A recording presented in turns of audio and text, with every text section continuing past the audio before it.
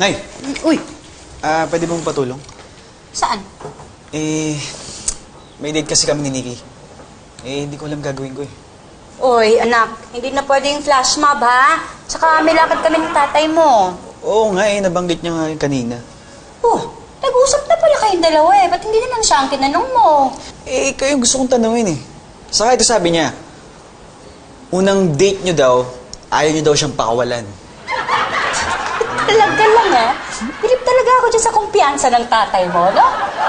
Hindi ba totoo yun, Nay? Hindi. Totoo naman yun. Talaga, ano yung ginawa niya, Nay? Simple lang. Pero talagang hindi ko makakalimutan. Kasi nung panahong yun, walang-wala talaga ang tatay mo. Pero nagawa niya pa rin gawing espesyal yung araw na yun. Saan kayo nagpunta, Nay? Sa mall kami namasyal.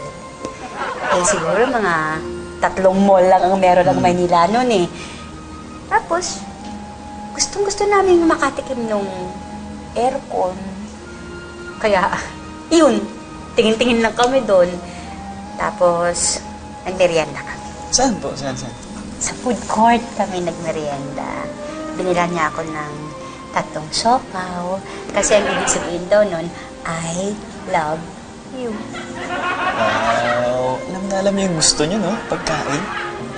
Di ko na itutuloy yung kwento ko. Hindi. Diyan mo yun, Nay. Ito naman eh. Ito nga. Pagkatapos ng 3 siopaw. Binigyan niya ako ng singsing.